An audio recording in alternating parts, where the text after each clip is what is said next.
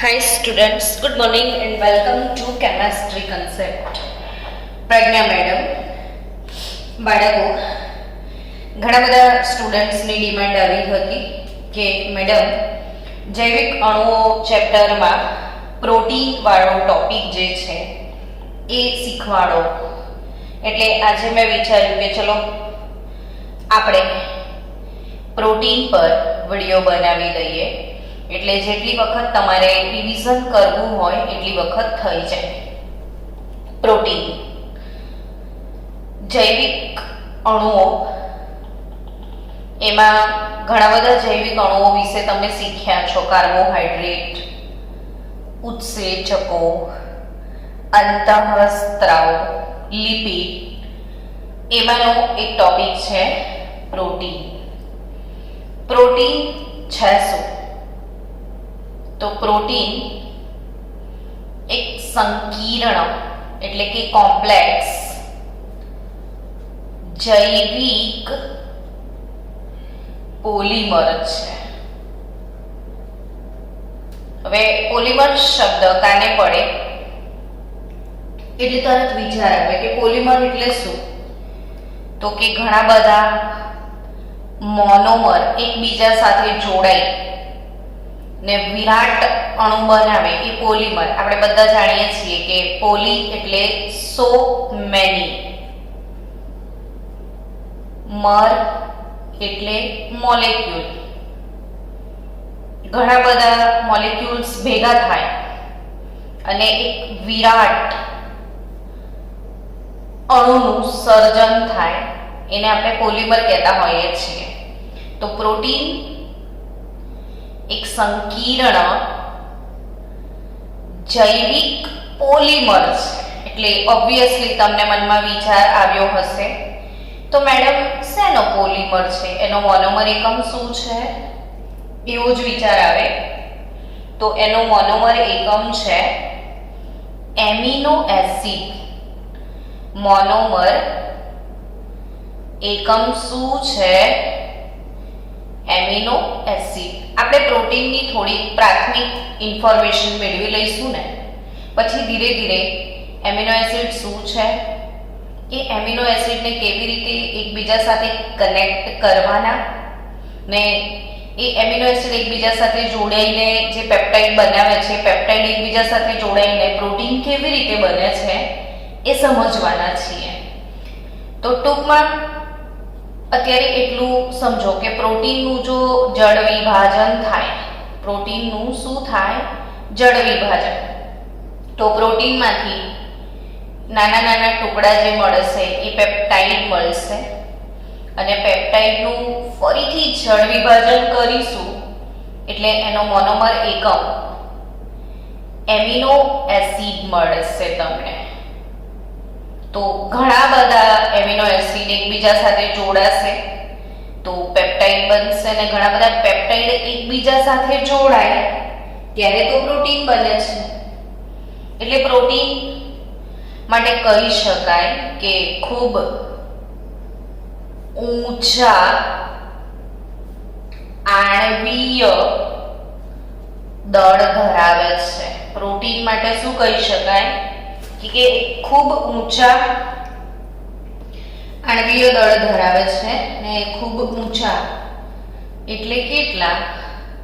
તો લગભગ 20,000 થી લઈને 2 કરોડ સુધીના એ આણ્વીય દળ ધરાવે છે. એટલે તો એને સંકીર્ણ એટલે કોમ્પ્લેક્સ, જટિલ જેને કહેવાય. ને આ જટિલ જૈવિક પોલિમર છે પ્રોટીન. ને પ્રોટીનના જળ વિભાજનથી મળે છે પેપ્ટાઇડ, ને પેપ્ટાઇડના જળ વિભાજનથી મળે છે એમિનો એસિડ. હવે બાળકો, આ પ્રોટીન અને પેપ્ટાઇડનો અભ્યાસ કરતા પહેલા થોડી પ્રાથમિક ઇન્ફોર્મેશન લઈ લઈએ કે પ્રોટીન ક્યાં હોય. તો બધા જ જીવંત કોષમાં પ્રોટીન હોય. તમે પણ જેમ જેમ વિડીયો જોવો છો ને એમ નોટમાં સાથે લખતા રહેજો. અને લખશો ને તો લખતા લખતા આવડી જશે. સાંભળતા જાઓ, લખતા જાઓ, સમજતા જાઓ. આપણે ધીરે ધીરે જઈએ, કોઈ ઉતાવળ નથી.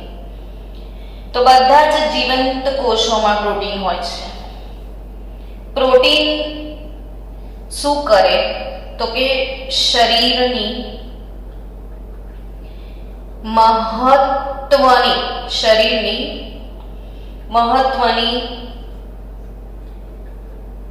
શરીર ક્રિયાત્મક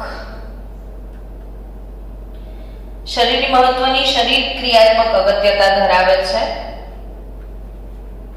એટલે ટૂંકમાં દરેક જીવંત કોષમાં હોય એટલે શરીર ક્રિયાત્મક અગત્યતા ધરાવે છે. બીજી વાત કરીએ ને તો એ કઈ રીતે શરીર ક્રિયાત્મક એટલે શું એ સમજાવો વધારે ડિટેલમાં. તો કે તમામ શરીરની જે ક્રિયાઓ છે એ કોના દ્વારા થતી હોય તો કે ઉત્સેચકો, અંતઃસ્ત્રાવો, પછી એન્ટીબોડીઝ એટલે પ્રતિદ્રવ્યો. એન્ટીબોડી એટલે શું? પ્રતિદ્રવ્યો. એ તમામ વસ્તુ છે શું તો કે ઉત્સેચકો, અંતઃસ્ત્રાવો, પ્રતિદ્રવ્યો આ બધા બને છે પ્રોટીનમાંથી. એટલે શરીર ક્રિયાત્મક અગત્યતા કીધી કે શરીરની જે ક્રિયાઓ છે એમાં સામેલ છે અને શરીરની જેટલી ક્રિયાઓ છે ઉત્સેચકો, અંતઃસ્ત્રાવો, પ્રતિદ્રવ્યો દ્વારા થાય છે. જે બનેલા છે શેનાથી? પ્રોટીનથી. પ્રોટીનનું જળ વિભાજન કરીએ તો બહુ જ બધા એમિનો એસિડ મળે છે. જનરલી એમિનો એસિડમાં કાર્બન, હાઇડ્રોજન, ઓક્સિજન, નાઇટ્રોજન જેવા તત્વો એમાં હાજર હોય છે. એ સિવાય પ્રોટીનની વાત કરીએ તો એમાં સલ્ફર, ફોસ્ફરસ, આયોડીન જેવા અધાતુ તત્વો પણ હોય છે. સલ્ફર, ફોસ્ફરસ, આયોડીન જેવા અધાતુ તત્વો હોય અને સાથે સાથે ફેકુજનમન Fe,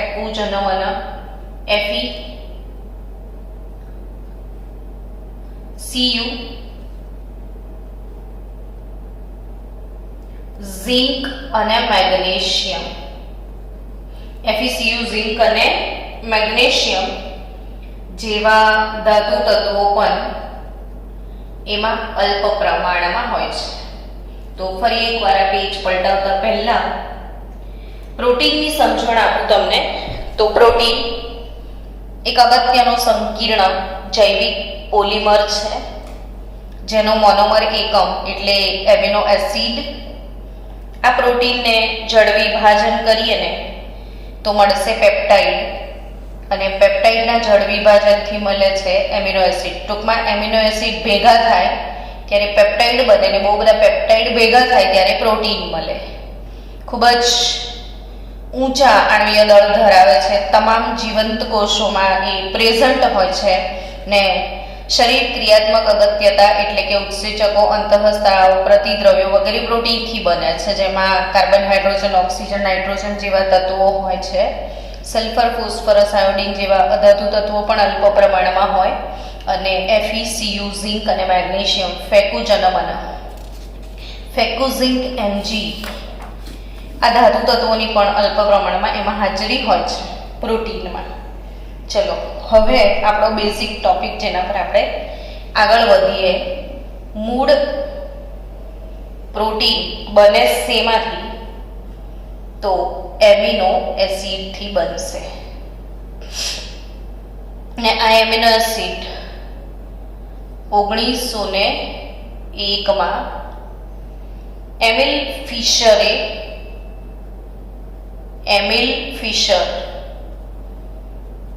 ફિશરે પ્રોટીનના જળ વિભાજન દ્વારા મેળવ્યા હતા. એટલે એમિનો એસિડ લાવ્યા ક્યાંથી? તો પ્રોટીનના જળ વિભાજનથી. ને કોણે આ પ્રયત્ન કર્યો? તો એમિલ ફિશરે.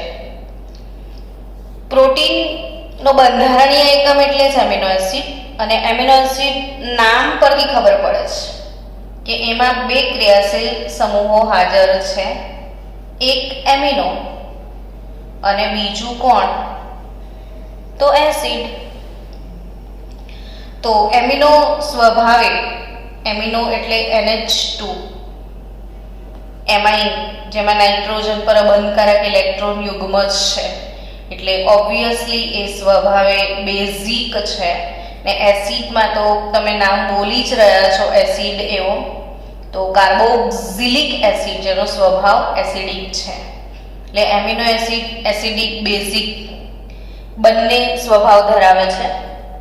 ને એમાં એસિડિક સમૂહ પણ હાજર છે ને બેઝિક સમૂહ પણ હાજર છે.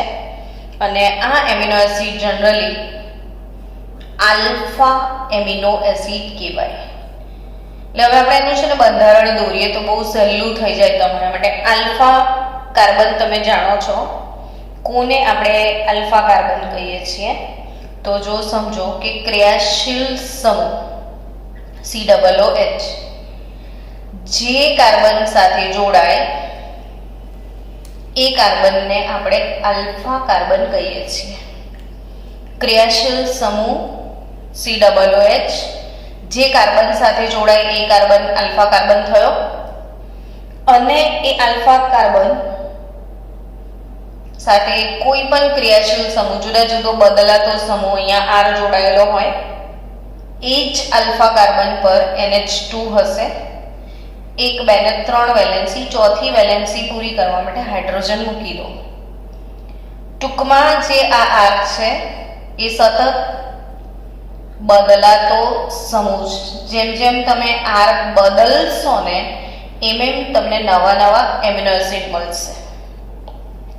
હવે કેમ આને આલ્ફા એમિનો એસિડ કીધો એ સમજી ગયા તમે હવે, કે કાર્બોક્સિલિક એસિડ આ ક્રિયાશીલ સમૂહ જે કાર્બન સાથે જોડાય એ જ આલ્ફા કાર્બન, ને આલ્ફા કાર્બન સાથે જ એમિનો છે એટલે આ કહેવાય આલ્ફા એમિનો એસિડ.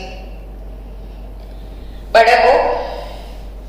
અહીં R જે છે બદલાતો સમૂહ એ ફક્ત આલ્કાઇલ સમૂહ પૂરતો મર્યાદિત નથી. R એટલે ફક્ત આલ્કાઇલ સમૂહ એવું કહી ના શકાય. R તરીકે એ મુક્ત શૃંખલા પણ હોઈ શકે, ચક્રીય શૃંખલા પણ હોઈ શકે, એરોમેટિક હાઇડ્રોકાર્બન પણ હોઈ શકે. એરોમેટિક એટલે બેન્ઝીનની રિંગ રિંગ રિંગ વાળું પણ હોઈ શકે. તો એરોમેટ્રિક હાઇડ્રોકાર્બન બી હોઈ શકે. એમાં એની અંદર જો સમજો મુક્ત શૃંખલા હોઈ શકે, ચક્રીય હોઈ શકે, આલ્કાઇલ સમૂહ હોઈ શકે, એરોમેટિક હોઈ શકે. એમાંય પાછા એમિનો, કાર્બોક્સિલ, હાઇડ્રોક્સિલ, સલ્ફર એ પણ એમાં હાજર હોઈ શકે. એટલે અહીંયા R તરીકે ઘણું બધું હોઈ શકે. આલ્કાઇલ સમૂહ બી હોઈ શકે, મુક્ત શૃંખલા, ચક્રીય શૃંખલા હોઈ શકે, એરોમેટિક હોઈ શકે. ને એ જે સમૂહ છે R એમાં ફરીથી એમિનો બી હોઈ શકે, કાર્બોક્સિલ પણ હોઈ શકે, હાઇડ્રોક્સિલ પણ હોઈ શકે, સલ્ફર બી હોઈ શકે, બધું જ હોઈ શકે. તો આપણે આ બધા જ જેટલા એમિનો એસિડ છે ને એના બંધારણમાં એટલે ઇમ્પોર્ટન્ટ વાતો જે IMP છે એ નોટ ડાઉન કરતા જઈએ, કેમ કે બધા તમારે MCQ બનશે. એટલે MCQ માટે અગત્યની વાતો યાદ રાખજો કે એમાં જે એમિનો સમૂહ છે, લિટરલી એમિનો તમે જોઈ રહ્યા છો NH2. તમને બધાને એક વસ્તુ ખબર છે કે જે એમોનિયા છે, એમોનિયામાંથી એક જ હાઇડ્રોજનનું વિસ્થાપન R વડે થાય તો એ પ્રાથમિક એમાઇન. 2 હાઇડ્રોજનનું વિસ્થાપન R વડે થાય તો એ દ્વિતીયક એમાઇન. ને 3 હાઇડ્રોજન જતા રહે તો એ તૃતીયક એમાઇન. તો આ પ્રાથમિક એમાઇન, દ્વિતીયક એમાઇન, તૃતીયક એમાઇન. તો ક્વેશ્ચન એમ થાય કે જેટલા બી એમિનો એસિડ છે ને મેડમ એમાં આ NH2 હવે લિટરલી તમને NH2 જોવા રહ્યો છે ને તો આ પ્રાથમિક એમાઇન થયો ને એટલે શું ક્વેશ્ચન થાય તમને કે મેડમ આમાં જેટલા પણ એમિનો એસિડ છે એ બધામાં પ્રાથમિક એમિનો એસિડ જ હશે તો હા બધા જ નોટ ડાઉન કરજો બધા જ એમિનો એસિડમાં પ્રાથમિક એમાઇન સમૂહ હોય પ્રાથમિક એમાઇન સમૂહ હોય પણ એક અપવાદ છે ફક્ત એક એમિનો એસિડ એવો છે જેમાં નથી એ છે પ્રોલિન એટલે MCQ બની જશે બાળકો આ યાદ રાખજો કયો એમિનો એસિડ છે પ્રોલિન કયો પ્રોલિન એમિનો એસિડ કે જેમાં આ પ્રાથમિક એમિનો સમૂહ નથી પરંતુ એ પ્રોલિનના બંધારણમાં દ્વિતીયક એમિનો સમૂહ છે દ્વિતીયક એમિનો સમૂહ છે એટલે અહીંયા ફરીથી એક મોસ્ટ આઈએમપી વાત છે આપણો એક MCQ છુપાયેલો છે જે તમને કહી દઉં કે બધા જ એમિનો એસિડમાં પ્રાથમિક એમિનો સમૂહ હોય આ લિટરલી આપણે એના જનરલ બંધારણમાં પ્રાઇમરી એમાઇન લખ્યો છે એટલે બધા જ એમિનો એસિડમાં પ્રાથમિક એમાઇન જ હશે અપવાદ તરીકે એક પ્રોલિન એકલો જ કેમ કે પ્રોલિન એક એવો એમિનો એસિડ છે જેમાં દ્વિતીયક એમિનો સમૂહ છે NH અને આવી રીતે એનું બંધારણ છે COOH ને આ જે બંધારણ છે એ પ્રોલિનનું છે એટલે ખરેખર આમાં છે ને એમિનો સમૂહ એના બંધારણનો જ એક ભાગ છે અલગથી નથી આ પ્રોલિનના અંદર એટલે NH સમૂહ એના બંધારણનો જ એક ભાગ છે એટલે અહીંયા એવું કહી શકાય કે આ ફક્ત R નું બંધારણ નથી આખા એમિનો એસિડનું બંધારણ છે પ્રોલિનમાં એટલા માટે R નથી આખો એમિનો એસિડ આવો છે પ્રોલિન પણ આપણે અહીંયા પ્રોલિનનું બંધારણ યાદ ના રહે તો કંઈ નહીં આપણે શું યાદ રાખવાનું છે જો સમજો કે આ આલ્ફા એમિનો એસિડ છે જેમાં પ્રાથમિક એમિનો સમૂહ છે અને બધા જ એમિનો એસિડમાં પ્રાથમિક એમાઇન સમૂહ હોય ફક્ત કોને છોડીને પ્રોલિનને છોડી દો તો ચલો એમિનો એસિડ એમાં તમે આ જો નાઇટ્રોજન છે ને એને 1 2 3 4 અને પોતે પાંચમો 5 સભ્યો ધરાવતું વલય છે એમિનો એસિડમાં આ પ્રોલિનમાં 5 સભ્યો ધરાવતું એક વલય બને છે નાઇટ્રોજન સાથે 5 સભ્યો ધરાવતું વલય બને છે ઠીક છે આપણે એની બહુ ડિટેલની એટલી જરૂર પણ નથી ચલો આપણે આગળ વધીએ હવે કે એમિનો એસિડ જે છે એમના નામકરણ વિશે થોડી ઘણી વાત કરી લઈએ જનરલી મોટાભાગના એમિનો એસિડને રૂઢિગત નામ વડે ઓળખવામાં આવે છે જેમાં એમિનો એસિડના સામાન્ય ગુણધર્મોને આધારે એમને નામ આપી દીધું હોય છે તો એવી થોડી મજાની બે ચાર વાતો કરી લઈએ કે કોને એવું નામ આપવામાં આવ્યું છે એ વાત કરીએ તો ગ્લાયસીન એટલે હવે આપણે ગ્લાયસીનનું બંધારણ દોરતા બી શીખી જઈએ ફરીથી એકવાર જો COOH એની બાજુવાળો કાર્બન એટલે આલ્ફા કાર્બન એની બાજુવાળો સમૂહ NH2 આ આલ્ફા કાર્બન પર NH2 આપણે R ને નીચે લખીએ તો R તરીકે ફક્ત H લખી દઈએ કે અહીંયા H અને અહીંયા R હતો R તરીકે બી H એટલે બે હાઇડ્રોજન થઈ ગયા NH2 CH2 COOH એટલે ગ્લાયસીન ને ગ્લાયસીન નામ કેમ આપેલું તો કે ગ્રીકમાં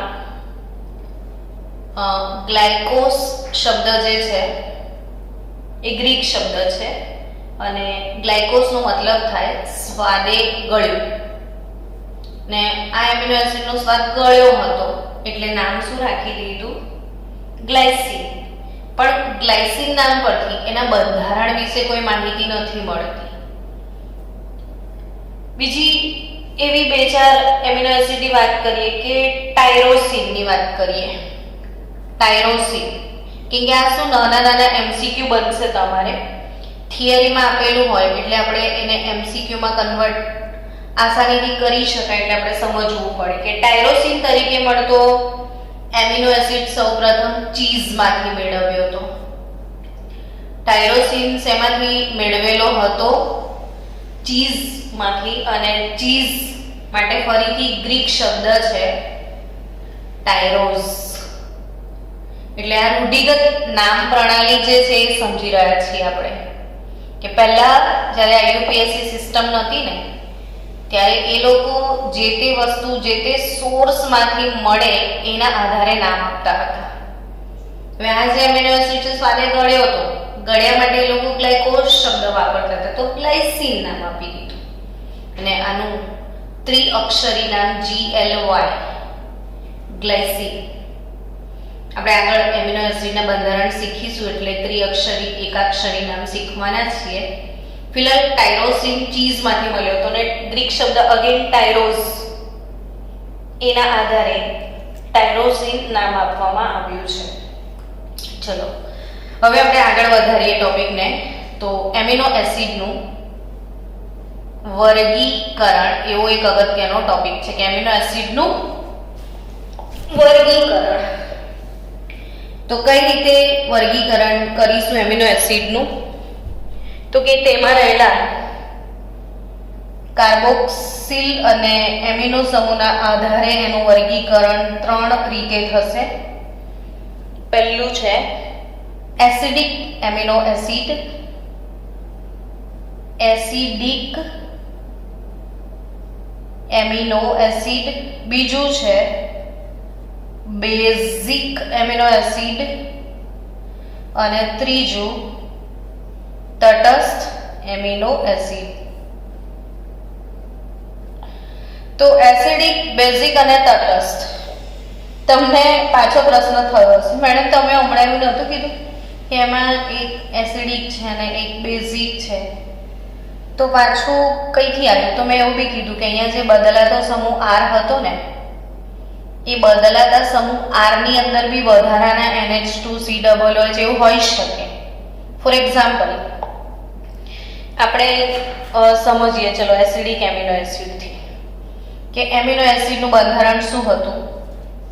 COOH હતું, બરાબર? એની બાજુમાં કાર્બન મૂકી દો, આલ્ફા કાર્બન, એના પર એમિનો મૂકી દો તો આ એમિનો સમૂહ લાગી ગયો. એક H તો હતો જ, હવે અહીંયા R હતો બદલાતા સમૂહ તરીકે. હવે જો હું R તરીકે, અહીંયા R હતો ને, હવે R તરીકે જો હું મૂકી દઉં CH2COOH, R તરીકે શું ઇન્ટ્રોડ્યુસ કરું? CH2COOH ને ઇન્ટ્રોડ્યુસ કરીએ R તરીકે. તો હવે એમિનો એસિડમાં R ને બદલે CH2COOH મુકાય ને તો આ નવો એક એમિનો એસિડ તમને મળી ગયો. આ એમિનો એસિડને એસ્પાર્ટિક એસિડ કહેવાય છે. આ કયો એમિનો એસિડ છે? એસ્પાર્ટિક એસિડ છે. હવે આ જે એમિનો એસિડ છે એસ્પાર્ટિક એસિડ ASP એનું ત્રિઅક્ષરી નામ છે ASP ને એક અક્ષરી નામમાં એને કેપિટલ D કહેવામાં આવે છે એસ્પાર્ટિક એસિડને. એમિનો એસિડને ત્રિઅક્ષરી નામ પણ આપ્યા છે ને એકાક્ષરી નામ પણ આપ્યા છે. તો આ ગ્લાયસિન જે એમિનો એસિડ છે GLY એનું ત્રિઅક્ષરી નામ ને એકાક્ષરી નામ G છે. એમ આ એસ્પાર્ટિક એસિડ ASP ત્રિઅક્ષરી ને એકાક્ષરી D નામ આપ્યું છે. પણ એક વસ્તુ સમજો કે હવે આમાં જો COOH ક્રિયાશીલ સમૂહની સંખ્યા એમિનો કરતાં વધી ગઈ. હવે આમાં એક જ એમિનો બંધારણ છે ને બે એસિડ બંધારણ છે એટલે ઓબ્વિયસલી જેનામાં COOH ની સંખ્યા એમાઇન કરતાં વધારે હોય એ એસિડિક એમિનો એસિડ કહેવાય.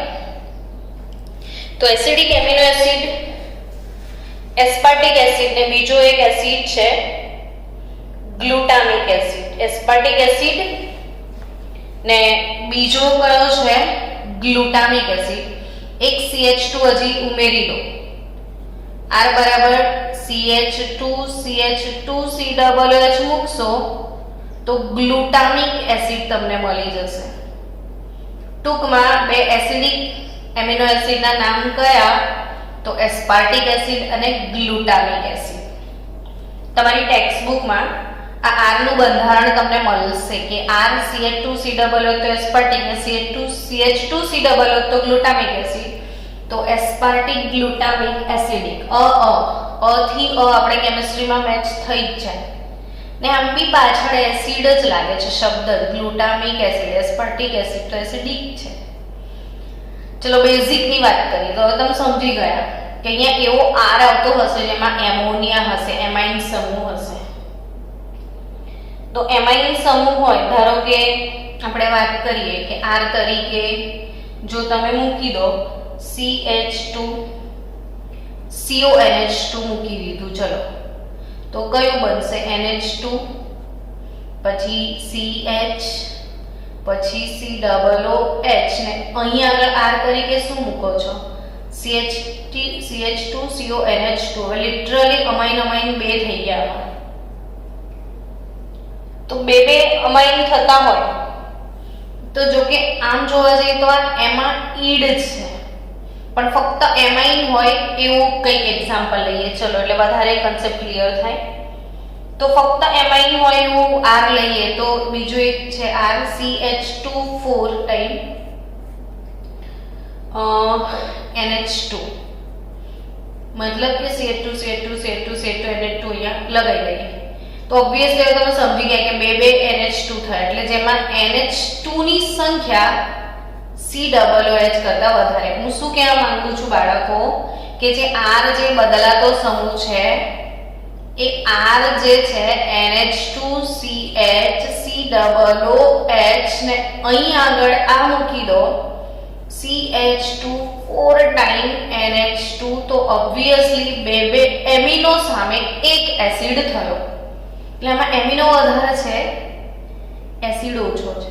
આ બેઝિક એમિનો એસિડ કહેવાય. તો બેઝિક એમિનો એસિડના ઉદાહરણ હું તમને પાછળ ફરી એક વખત લખી દઉં છું બધા એમિનો એસિડના ઉદાહરણ અને તટસ્થ તમને સમજાવી દઉં. તો તટસ્થ એમિનો એસિડ કયા? તટસ્થ એમિનો એસિડ તો કે જે એમિનો એસિડમાં R તરીકે જોડાનાર સ્વભાવ R તરીકે જે જોડાય એ R વાળો તટસ્થ હોય ને એમાં એસિડ હોય ને બેઝ હોય તો એ તટસ્થ થઈ જાય. એટલે જે એમિનો એસિડમાં R તરીકે જોડાનાર સમૂહ તટસ્થ હોય. ટૂંકમાં તમે એવું કહી શકો કે જેટલા NH2 હોય ને એટલા જ એસિડ હોય. જો COOH વધારે હોય તો એ એસિડિક થઈ જાય, એમોનિયા વધારે હોય તો એ બેઝિક થઈ જાય, પણ બંને સરખા હોય તો કેવો એમિનો એસિડ?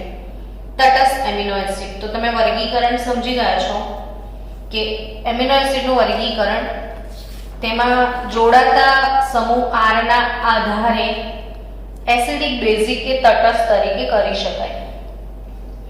તો એસિડિક એમિનો એસિડના ઉદાહરણ આપણે જોઈ લઈએ તો એસ્પાર્ટિક એસિડ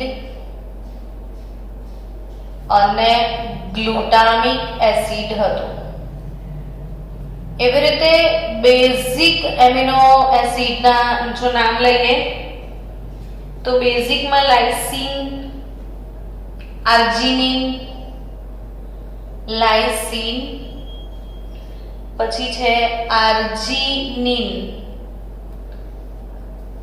આ કેવા એમિનો એસિડ છે? બેઝિક અને તટસ્થ. તો એમાં ગ્લાયસિન આવે. હમણાં જ આપણે ગ્લાયસિન લખ્યું હતું. ગ્લાયસિન આવે, એલેનિન આવે. એલેનાઇન ને ગ્લાયસિન આપણે આગળ હમણાં પેપ્ટાઇડ બનાવીશું એટલે તમારે મોડે થઈ જ જવાના છે. એ ફ્રીક્વન્ટલી હમણાં બહુ બધી વાર બનાવવાના છીએ આપણે એટલે આવડી જશે. તો એલેનિન, ગ્લાયસિન એ તટસ્થ amino acid, aspartic acid, glutamic acid, acidic amino acid, lysine, arginine, histidine, આ બધા હિસ્ટિડીન પણ છે. તમે બાયોલોજીમાં તો ઓલમોસ્ટ આ બધા એમિનો એસિડ ભણ્યા જ હશો, તો એ બેઝિક એમિનો એસિડ છે. હવે બાળકો, એમિનો એસિડનું વર્ગીકરણ એમના રાસાયણિક ગુણધર્મના આધારે કર્યું. એ સિવાય પણ એમિનો એસિડનું વર્ગીકરણ શક્ય છે બે રીતે.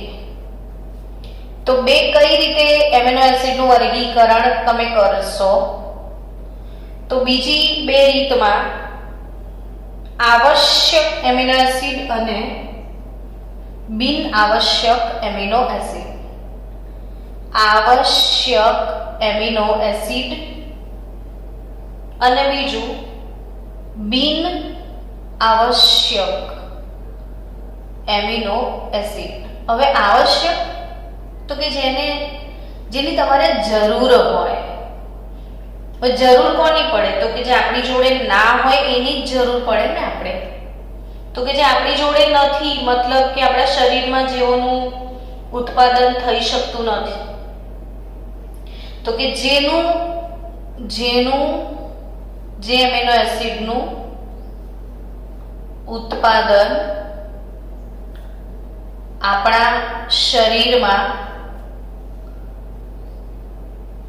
થતું નથી, ને આપણા શરીરમાં જેનું ઉત્પાદન થતું ના હોય એ માત્ર શરીર આમ આવશે, તે માત્ર આહાર દ્વારા મેળવી શકાય. જેનું આપણા શરીરમાં ઉત્પાદન થતું નથી તે માત્ર શેના દ્વારા મેળવી શકાય? આહાર દ્વારા મેળવી શકાય. તો જે આહાર દ્વારા મેળવી શકાય એ એમિનો એસિડ બધા આવશ્યક કહેવાય. અને આવશ્યક એમિનો એસિડ માટે લ્યુસીન, આઇસોલ્યુસીન, આઇસોલ્યુસી, પછી લાઇસીન,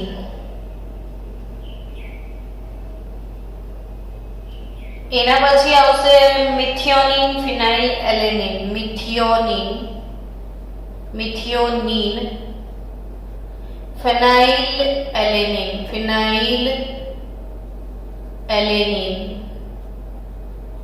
મિથિયોનિન, ફિનાઇલ એલેનિન,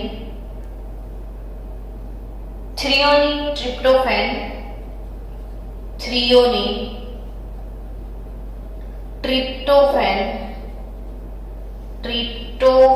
થ્રિયોનિન અને ટ્રિપ્ટોફેન, પછી વેલિન,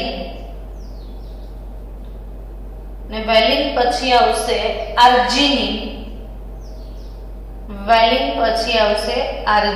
આટલા જે એમિનો એસિડ છે. અને હિસ્ટિડીન. આ કેવા એમિનો એસિડ કહેવાય? આવશ્યક, જે તમારે આહાર મારફતે લેવાના છે, જેનું ઉત્પાદન તમારા શરીરમાં થતું નથી. હવે આનું શું મહત્વ? તો એમસીક્યુ. તો એમસીક્યુ પૂછાશે તો શું કરીશું? તો તૈયાર કરવું પડશે. તૈયાર કેવી રીતે કરીશું? તો કોઈ કવિતા બનાવીશું.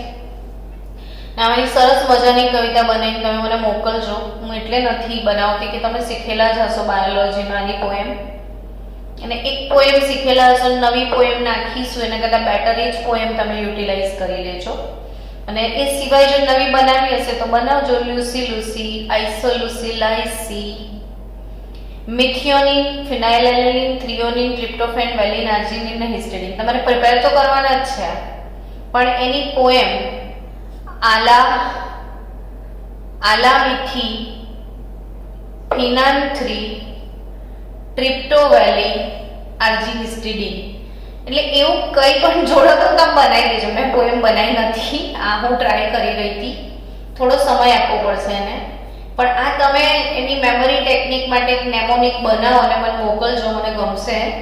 અથવા તમે બનાવેલી જશે બાયોલોજીમાં, તમને આવડતા હશે. આવશ્યક એમિનો એસિડ એ છે જેનું ઉત્પાદન આપણા શરીરમાં થતું નથી, તે માત્ર આહાર દ્વારા મેળવી શકાય. તો બિન આવશ્યક કોને કરીશું? તો કે શરીરમાં જે એમિનો એસિડનું ઉત્પાદન થાય, શરીરમાં તેનું ઉત્પાદન થાય છે. અને જેનું શરીરમાં જ ઉત્પાદન થાય અને આહાર મારફતે લેવા જરૂરી નથી, એટલે આ બિનઆવશ્યક આપણા બોડીમાં પહેલેથી છે ને જે નથી બોડીમાં એ બહારથી લેવા પડશે. એમાં ત્યાં MCQ બનશે કે કયો એમિનો એસિડ આવશ્યક છે, કયો બિનઆવશ્યક છે, અને એના એટલા માટે જ તમારે એને મોડે કરવા પડશે. હવે એના પછીનો ટોપિક આવશે એમિનો એસિડના સ્વરૂપો. એમિનો એસિડના સ્વરૂપોની આપણે ડિસ્કસ કરી લઈએ કે એમિનો એસિડના કેપિટલ ડી અને કેપિટલ એલ સ્વરૂપ. એમિનો એસિડના એમિનો એસિડ ના કેપિટલ ડી અને એલ સ્વરૂપ. આ આપણા માટે અગત્યની વાત છે. કેપિટલ ડી ને કેપિટલ એલ એ તમને ખબર છે કે વિન્યાસ શું છે? વિન્યાસ. તો આપણે એક અગત્યની વાત શીખવાની છે કે એમિનો એસિડનો ડી ફોર્મ કયો કહેવાય અને એલ ફોર્મ કયો કહેવાય. તો સૌથી ટોપ પર ક્રિયાશીલ સમૂહ જે હોય એ મુકાય. સૌથી વધારે ક્રિયાશીલ સમૂહ કાર્બોક્સિલિક એસિડ, બદલાતો સમૂહ R નીચે લખીશું ને વચ્ચે વાળો જે કાર્બન છે તેનો H ડાબી બાજુ, તો D એવું મેં હંમેશા તમને સ્ટીરિયો કેમેસ્ટ્રીમાં ભણાવ્યું છે. જેનો H ડાબી બાજુ હોય ને એ D વિન્યાસ કહેવાય. તો આ D એમિનો એસિડ છે. આ કયો એમિનો એસિડ છે? D. હવે મારે એને L માં કન્વર્ટ કરવો છે, તો COOH HOH ની ગોઠવણી ચેન્જ કરી દઈએ. NH2 જમણી બાજુ, અરે NH2 ડાબી બાજુ ને H જમણી બાજુ, તો આ L વિન્યાસ થયો. હવે પાછો તમને પ્રશ્ન મનમાં થઈ ગયો હશે ને કે મેડમ કુદરતમાંથી જે એમિનો એસિડ મળે છે ને એ બધા કયો વિન્યાસ ધરાવે છે? તો આપણો MCQ જે તમારે યાદ રાખવાનો છે કે કુદરતમાંથી મળતા બધા જ એમિનો એસિડ એલ વિન્યાસ ધરાવે છે. બધા જ કુદરતી એમિનો એસિડ કયો વિન્યાસ ધરાવે છે? એલ વિન્યાસ. તો તમામ કુદરતમાંથી મળતા એમિનો એસિડ એલ વિન્યાસ એટલે આ રીતે કે જેનો H જમણી બાજુ ને NH2 ડાબી બાજુ. આપણો જે એમિનો એસિડ હતો ને COOH, પછી આલ્ફા કાર્બન પર બદલાતો સમૂહ R, અહીંયા NH2 ને અહીંયા H. મેં ખાલી એને ટર્ન કરી નાખ્યો છે. એમિલ ફિશરે શીખવ્યું છે કે આપણે જે કિરલ કાર્બન છે, આ કિરલ કાર્બન છે. સેન્ટરમાં જે છે કયો કાર્બન છે? Chiral carbon. તમને ખબર છે ને કિરાલ કાર્બન આપણે કોને કહીએ છીએ? તો જેની ચારે વેલેન્સી જુદી જુદી હોય એ કિરાલ કાર્બન. ચારે સંયોજકતા અલગ અલગ હોય, અસમિત, એટલે કે કિરાલ કાર્બન થયો. હવે આ ટોપ પર મૂકવાનો COOH, R નીચે મૂકવાનો HNH2 ની આપણે આ પોઝિશન ચેન્જ કરવાની છે. જેમાં H ડાબી બાજુ હોય, જો આ મારો હાથ છે, ડાબો હાથ જ છે, તો ડાબી સાઈડમાં હું જે સાઈડથી જોઉં છું એ સાઈડથી જોવાનું. હું આ સાઈડથી જોઈ રહી છું તો H ડાબી બાજુ તો D ને H જમણી બાજુ તો L. તો આ D અને L સ્વરૂપને કુદરતી બધા જ એમિનો એસિડ જે છે એ આપણને એલ વિન્યાસ ધરાવે છે. ચલો હવે પાછી અગત્યની વાત કે આ જે એમિનો એસિડ છે એ ઝ્વીટર આયન છે. ઝ્વીટર આયન એટલે દ્વિધ્રુવ, જેનામાં બે ધ્રુવ હોય. જનરલી કોઈ ધન ધ્રુવ હોય કાં તો કોઈ ઋણ ધ્રુવ હોય, પણ કે ધન ને ઋણ બંને ધ્રુવ જેનામાં પ્રેઝન્ટ હોય એને દ્વિધ્રુવ કહેવાય. દ્વિધ્રુવ એટલે કે ઝ્વીટર કહેવાય. તો ઝ્વીટર આયન એટલે દ્વિધ્રુવ અણુ તરીકે એમિનો એસિડની વાત કરીએ ને તો એમિનો એસિડનામાં એસિડિક સમૂહ બી છે, બેઝિક બી છે, તમને ખબર છે. તો શુષ્ક ઘન સ્વરૂપ જ્યારે હોય, હું કયા સ્વરૂપની વાત કરું છું? ડ્રાય ફોર્મમાં. શુષ્ક ઘન સ્વરૂપ, શુષ્ક ઘન ડ્રાય સોલિડ ફોર્મમાં એમિનો એસિડ હોય ને ત્યારે એ દ્વિધ્રુવ અણુ તરીકે અસ્તિત્વ ધરાવે છે. કઈ રીતે હવે સમજો. તો કે આ નાઇટ્રોજન પર અબંધકારક ઇલેક્ટ્રોન યુગ્મ હોય ને આ અબંધકારક ઇલેક્ટ્રોન યુગ્મનું દાન આ એસિડિક હાઇડ્રોજનને થઈ જાય બાય ચાન્સ, એટલે R C. હવે આ H અહીં આવી જાય તો NH3 જે છે એ પ્લસ થાય. તમને કેમિસ્ટ્રી સારી રીતે આવડે છે મને ખ્યાલ છે. નાઇટ્રોજન પર અબંધકારક ઇલેક્ટ્રોન યુગ્મનું દાન આ પ્રોટોનને થાય, એટલે નાઇટ્રોજન આ બેઝ છે, આ એસિડ છે, તો એસિડિક પ્રોટોન બેઝ જોડે જ જતો રહેશે. નાઇટ્રોજનને ઇલેક્ટ્રોન યુગ્મ હાઇડ્રોજનને આપી દીધું એટલે એના પર પ્લસ ચાર્જ આવ્યો કે નહીં, સવર્ગ સહસંયોજક બંધ બને છે અહીંયા. એટલે ટૂંકમાં આ નાઇટ્રોજન આ પ્રોટોનને એક્સેપ્ટ કરી લે અને 3+ અને C આ કાર્બોક્સિલિક એસિડ જે પોતાનો પ્રોટોન ગુમાવે એટલે માઈનસ ધ્રુવ. તો ઇન શોર્ટ આ H ને તો કંઈ નહીં થાય, H જેમ છે એમ જ રહેશે. અહીંથી પ્રોટોનનું દાન અહીં થાય છે. એટલે શુષ્ક ઘન અવસ્થામાં જુઓ ને તમે, આને 2-5 વખત આમ લખી નાખજો, એસિડનો H નું દાન અહીંયા બેઝને થઈ જાય છે. એટલે દ્વિધ્રુવ અણુ તરીકે, ઝ્વિટર આયન તરીકે અસ્તિત્વ ધરાવે છે, જેમાં બે ધ્રુવ છે. આ પોલ જે છે એ ઋણ ધ્રુવ છે ને આ પોલ જે છે એ ધન ધ્રુવ છે, તેમાં ધન ધ્રુવ બી હોય ને ઋણ ધ્રુવ બી હોય, બંને ધ્રુવ હોય. એને તો આપણે ઝ્વિટર આયન કહે છે. તો એમિનો એસિડ જે છે એ જનરલી શુષ્ક જે માધ્યમ છે ઘન અવસ્થામાં ઝ્વિટર આયન તરીકે અસ્તિત્વ ધરાવે છે.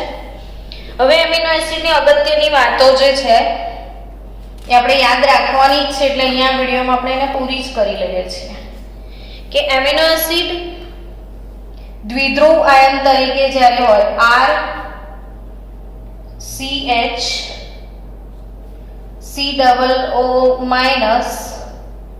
અને NH3+ આ એમિનો એસિડનો ઝ્વિટર આયન છે.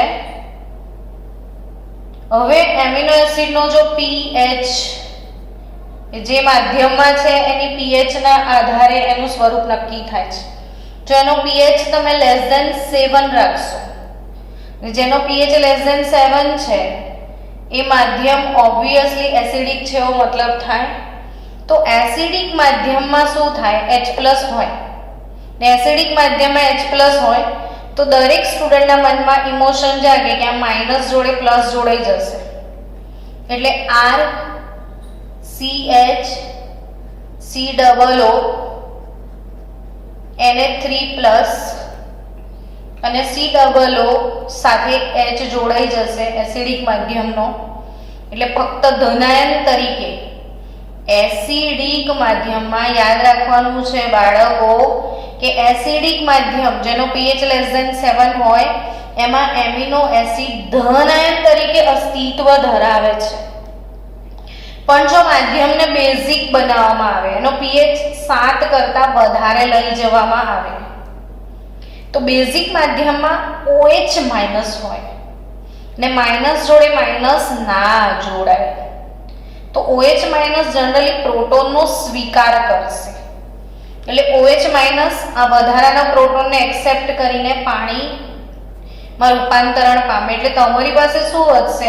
R CH અહીંયાથી પ્રોટોન જતો રહ્યો, NH2 જેવું છે એવું થઈ જાય ને COO- ને બેઝિક માધ્યમમાં એમિનો એસિડ ઋણ આયન તરીકે અસ્તિત્વ ધરાવે છે. એટલે આ મોસ્ટ IMP વાત થઈ પ્રોટીનની બાળકો. જે ખરેખર રિયલી યાદ રાખવાનો છે પોઈન્ટ આ છે કે એમિનો એસિડ શુષ્ક ઘન અવસ્થામાં ઝ્વિટર આયન તરીકે અસ્તિત્વ ધરાવે છે, પરંતુ જો એ એસિડિક માધ્યમ હોય તો એ ધનાયન સ્વરૂપે મળશે ને બેઝિક માધ્યમમાં એ ઋણાયન સ્વરૂપે તમને મળશે. એટલે એનો pH પર આધાર છે કે કઈ pH પર એ ક્યાં ખસે. એટલે યાદ રાખો કે જો એમિનો એસિડને આપણે વિદ્યુતીય ક્ષેત્રમાં મૂકીએ, આપણે સરફેસ કેમિસ્ટ્રી ચેપ્ટર ભણ્યા હતા, પૃષ્ઠ રસાયણ શાસ્ત્ર, ને એમાં ઇલેક્ટ્રોફોરેસિસ નામનું એક સાધન ભણ્યા હતા. યુ આકારની નળી વિદ્યુત કણ સંચલન, વૈદ્યુત કણ સંચલન આવું એક સાધન હતું જેને આપણે કહેતા હતા ઇલેક્ટ્રોફોરેસિસ.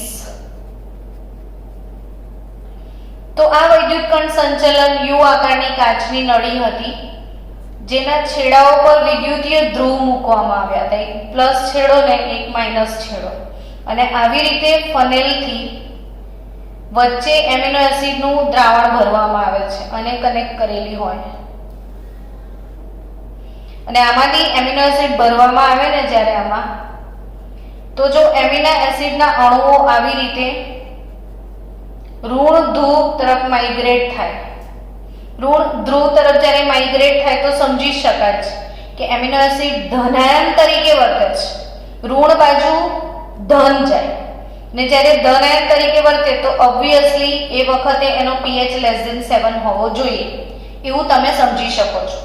જો ફરીથી સમજો કે એમિનો એસિડના દ્રાવણમાં જો આવી રીતે ઇલેક્ટ્રોફોરેસિસ નામના સાધનમાં ભરવામાં આવે ને જો એ ઋણાયન તરફ સ્થળાંતર પામે તો સમજો કે પોતે ધન વીજભાર ધરાવે છે ને ધન વીજભાર એ ધરાવતો હોય તો એનો pH <7 હોવો જોઈએ.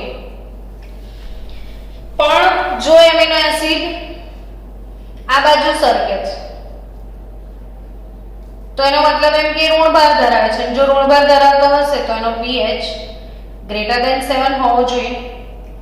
તો દરેક એમિનો એસિડમાં એક એવી ચોક્કસ pH મૂલ્ય, યાદ રાખજો, દરેક એમિનો એસિડ માટે ચોક્કસ pH મૂલ્ય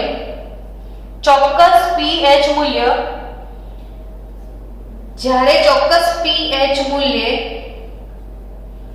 એમિનો એસિડ ધન કે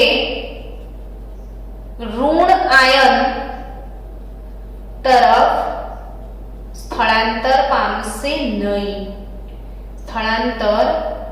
પામશે નહીં. એવી ચોક્કસ pH મૂલ્ય કે એમિનો એસિડના ધન બાજુ જશે કે ને ઋણ બાજુ જશે, એક પણ ધ્રુવ તરફ સ્થળાંતર ન પામે તો એ pH મૂલ્યને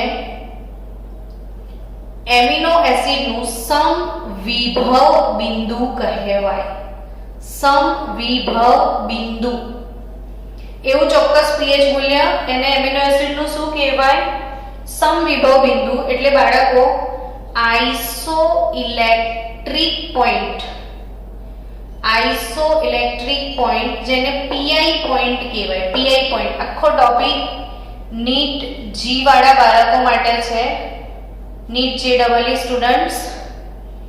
જ્યારે ચોક્કસ pH મૂલ્ય એમિનો એસિડ ધનાયન કે ઋણાયન તરફ જાય ને, જો એસિડ pH <7 હોય તો એ ઋણાયન તરફ જશે, pH <7 છે ધનાયન તરફ જશે. પણ ચોક્કસ pH મૂલ્ય હોય ત્યારે એના ધનાયન તરફ જાય કે ના ઋણાયન તરફ જાય, એ pH મૂલ્યને એનું સમવિભવ બિંદુ. આઇસો એટલે સમાન ઇલેક્ટ્રિક ચાર્જ, જ્યારે વીજભાર સમાન હોય તો એને iso electric point PI point કહેવાય, સમવિભવ બિંદુ.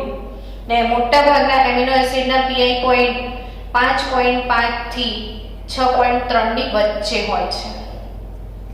મોસ્ટ પ્રોબેબલ તમામ એમિનો એસિડના pH જે છે સમવિભવ બિંદુ, તમામ એસિડના સમવિભવ બિંદુ આઇસોઇલેક્ટ્રિક પોઈન્ટ 5.5 થી 6.3 ની વચ્ચે હોય છે. અને મોટા ભાગના એમિનો એસિડ બેઝ અને ક્ષાર સાથે, ટૂંકમાં મોટા ભાગના એમિનો એસિડ જો એ એસિડિક હશે તો બેઝ સાથે ને બેઝિક હશે તો એસિડ સાથે ક્ષાર બનાવી દે છે. એના કારણે એમને ઉભય ગુણધર્મી પદાર્થો કહેવામાં આવે છે. આ એસિડને ઉભય ગુણધર્મી પદાર્થો કહેવામાં આવે છે. અને એ એમિનો એસિડ જ્યારે મિક્સ હોય ત્યારે એના ઇલેક્ટ્રોફોરેસિસ નામના સાધન વડે છૂટા પાડવામાં આવતા હોય છે. તો ઇન શોર્ટ એમિનો એસિડ વિશે આટલું અત્યારે રાખીએ છીએ આ વિડીયોમાં. નેક્સ્ટ વિડીયોમાં આપણે પેપ્ટાઇડ શું છે અને પ્રોટીનનું બંધારણ વિશે સમજવાનું છે અને પ્રોટીનનું વિકૃતિકરણ. તો મળીએ નેક્સ્ટ વિડીયોમાં.